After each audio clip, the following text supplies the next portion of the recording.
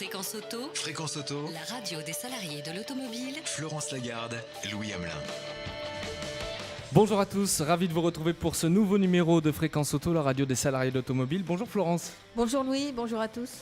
Au sommaire de cette émission, on va parler épuisement professionnel et burn-out. Oui, avec notre invité Jean-Claude Delgen, nous allons nous interroger sur le culte de la performance et l'épuisement professionnel, que l'on appelle couramment le burn-out, sans toujours comprendre ce que cela veut dire. Quelles en sont les causes? Comment se fait-il qu'on puisse en arriver là sans prévenir? Quels en sont les remèdes? Le burn-out est-il une maladie professionnelle? Il nous en parle dans ce livre « Idées reçues sur le burn-out ». Et juste après, ce sera Mariette Rie, déléguée syndicale centrale FO chez Renault, pour évoquer le regard de FO sur ce thème. Bonjour à tous les deux. Bonjour. Vous êtes bien sur Fréquence Auto en direct depuis la Mutinerie, dans le 19e arrondissement à Paris, où le burn-out est plutôt rare ici, puisque ce sont principalement des travailleurs indépendants qui travaillent en mode collaboratif. Ils viennent ici, c'est un tiers-lieu, ce qu'on appelle le coworking. Allez, c'est parti pour l'émission, on écoute vos messages sur le répondeur. Fréquence Auto, Fréquence Auto, les salariés ont la parole. Oui, bonjour Fréquence Auto, je m'appelle Alexandra, j'ai 30 ans, je suis administratrice commerciale. En fait, je me posais une question très pragmatique. Je voulais savoir ce qu'il fallait faire quand on identifiait une personne qui montrait certains signes de burn-out. Et surtout, vers qui je dois me tourner. Je n'ai pas vraiment la réponse à cette question, donc si vous pouvez m'aider. Merci beaucoup, à bientôt. Bonjour Fréquence Auto et bonjour à votre invité, Monsieur Delgen. Aline, 35 ans. Je suis chef d'équipe en région bordelaise. J'aimerais savoir comment gérer l'après. Comment une entreprise gère et anticipe le retour d'une personne qui a été en burn-out. Merci. Oui, bonjour Monsieur Delgen. J'avais une question pour vous. Je voulais savoir par rapport au burn-out, est-ce qu'il existe un moyen de le dépister comme beaucoup de maladies, et comme des maladies chroniques ou certaines maladies plus graves? C'est pas forcément évident parce que c'est psychologique. Voilà, on a des questionnaires liés au stress en entreprise. Est-ce que c'est suffisant? J'en doute. Merci. Fréquence Auto, Fréquence Auto, l'expert. Jean-Claude Delgen, avant de vous présenter, juste une réaction sur ce qu'on vient d'entendre. Oui, on voit bien le fait que aujourd'hui l'épuisement professionnel n'est pas confiné à certaines professions, qu'il embrasse plusieurs millions de personnes dans notre pays comme dans d'autres pays. C'est un vrai sujet de société. Qu'est-ce qu'on fait de nos vies? Est-ce qu'on passe simplement nos vies à travailler, à s'épuiser à travailler, ou est-ce que la vie c'est autre chose? Alors c'est un sujet qui vous préoccupe, hein. Vous êtes économiste, expert en organisation du travail, fondateur de Technologia, l'un des principaux cabinets de prévention des risques liés au travail. Vous venez de publier un livre sur le burn-out. Louis nous en a parlé. Parmi les missions que vous avez menées, on peut citer vos interventions chez France Télécom ou au Technocentre de Renault, à l'époque endeuillé par des suicides. Vous êtes également intervenant à Dauphine dans le cadre du master Management, Travail et Développement social. Nous avons tous entendu parler de burn-out. Nous connaissons des gens qui l'ont vécu. Alors le burn-out, qu'est-ce que c'est? Chacun doit s'adapter constamment dans son univers de travail. Cette adaptation est de plus en plus difficile parce qu'on est confronté à un stress chronique.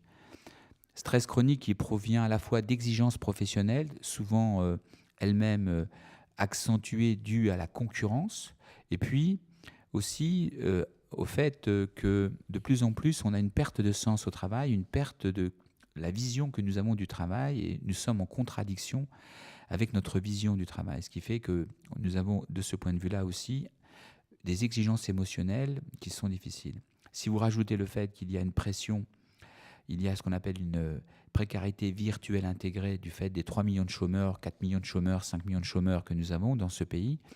Le tout est un cocktail qui pousse l'individu à la fois dans un travail où il se dit « je ne peux pas ne pas travailler beaucoup » et de l'autre côté, il doit répondre aux exigences professionnelles qui lui viennent de son employeur. Et les deux, travail excessif, travail compulsif, conduisent l'individu quelquefois vraiment à se malmener lui-même. Mais on commence à s'en rendre compte. Est-ce que les entreprises corrigent leurs pratiques? Il faut savoir, il y a une chose que je veux dire à l'antenne qui est importante, c'est que le niveau de conflictualité moyen, c'est-à-dire l'opposition des salariés par rapport à leurs dirigeants, a fortement augmenté ces dernières années. Auparavant, on était aux alentours de 10-12, on est passé plutôt aux alentours de 17-20. Vous voyez ? Donc cette conflictualité latente, c'est-à-dire des gens qui sont en opposition avec leur employeur, ça c'est un vrai sujet. Vous voyez ? Et on voit bien que le sujet, pourquoi ? Parce que tout simplement, le travail le travail, de moins en moins, n'offre, je dirais, la capacité, les possibilités de s'épanouir. Et donc, c'est ça le véritable sujet là, c'est comment on retrouve des zones de plaisir, des zones de talent, des zones d'accomplissement par le travail. On se rend compte aujourd'hui que c'est la maladie de notre époque, le burn-out. On en parle énormément. Les candidats aussi à la présidentielle en ont parlé. C'est revenu régulièrement. Pourquoi aujourd'hui, et tout à l'heure vous disiez qu'on va aller vers de plus en plus de numérisation, de digitalisation des postes. Est-ce que le burn-out risque d'exploser dans nos sociétés? Est-ce que ça va devenir une maladie régulière, fréquente? Je pense qu'il est déjà très présent. Il va...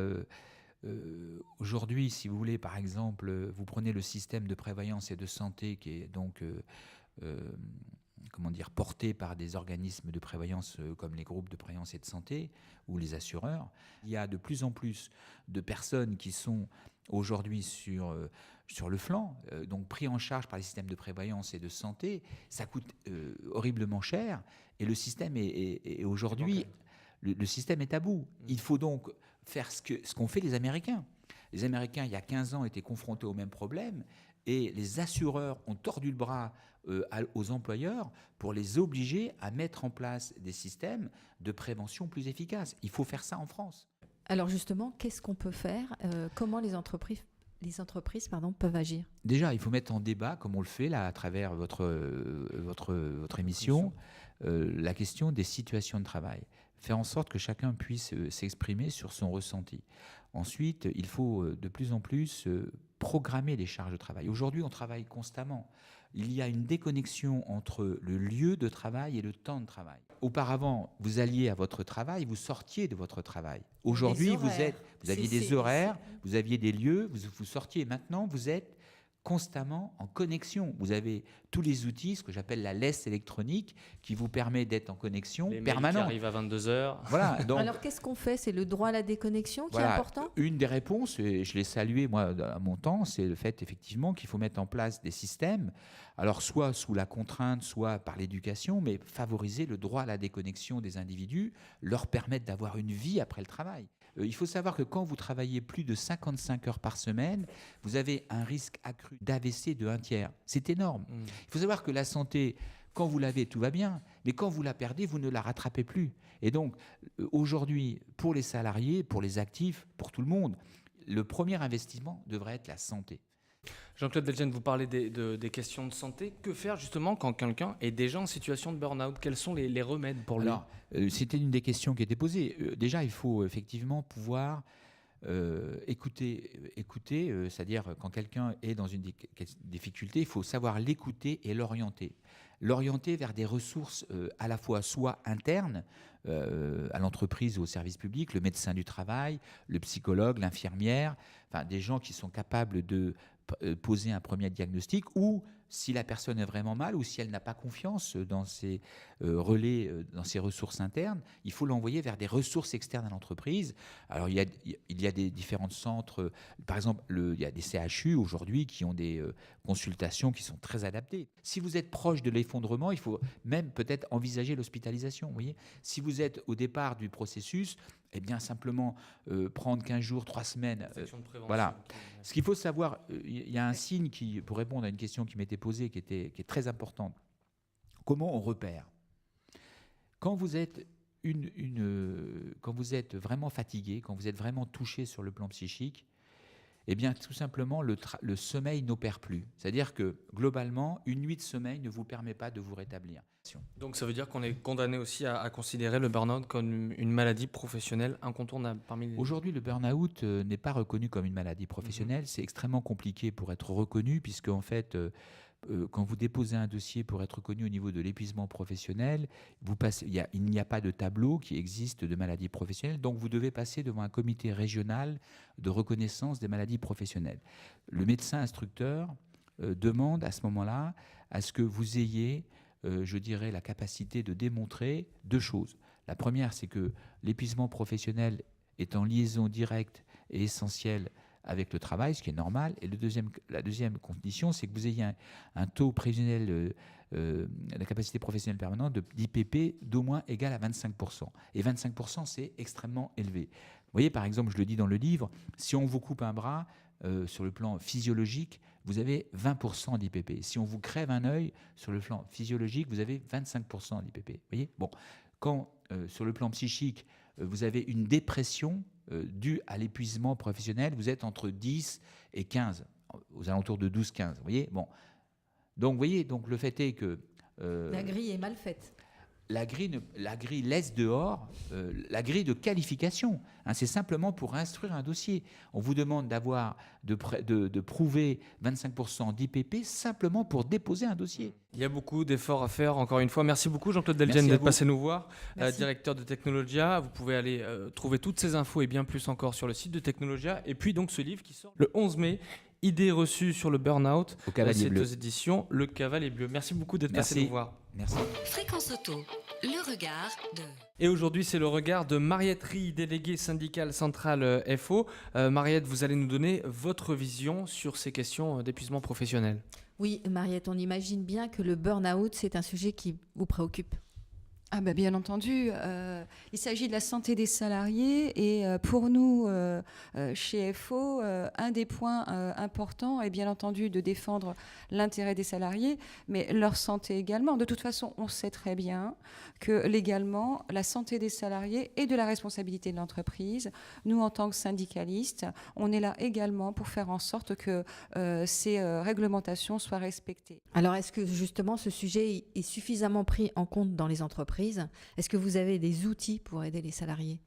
Oui, il y a un outil qui est le CHSCT. Ensuite, faut-il laisser au CHSCT la possibilité de pouvoir travailler sur le sujet, mener une réflexion, agir et lui donner également les moyens de pouvoir le faire. C'est pas le cas aujourd'hui ? C'est le cas. Ils existent, ils sont représentatifs. Enfin, ils sont représentés au sein de l'entreprise, mais j'ai presque envie de dire que il faut également pousser encore plus pour pouvoir donner encore plus d'épaisseur, et nourrir encore plus cette instance pour qu'elle puisse faire son travail, surtout sur un phénomène qui est le burn-out, qui est nouveau et qu'on a du mal à appréhender. On ne sait pas si c'est de l'ordre du psychologique, du physiologique, du sociologique. En fait, on a tous compris que c'était un petit peu tout ça ensemble. Et puis, en même temps, comment voulez-vous qu'on puisse détecter les personnes pour pouvoir ensuite agir ? Je pense qu'il y a aussi de l'anticipation et la sensibilisation sur la charge de travail et le temps associé. Vous pensez que le burn-out devrait être reconnu comme une maladie professionnelle ? Bien entendu. D'ailleurs, nous, FO, avons fait cette demande dans ce sens.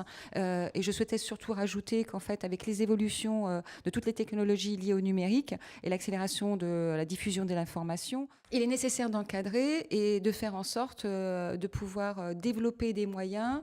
Il y en a un qui est le droit à la déconnexion, qui, à mon sens, est très important pour pouvoir faire en sorte de sensibiliser les salariés, mais piloté bien entendu par l'entreprise sur le temps de travail accordé via le virtuel. Et ce sera un autre sujet dans l'émission Fréquence Auto, ça peut être pas mal, non ?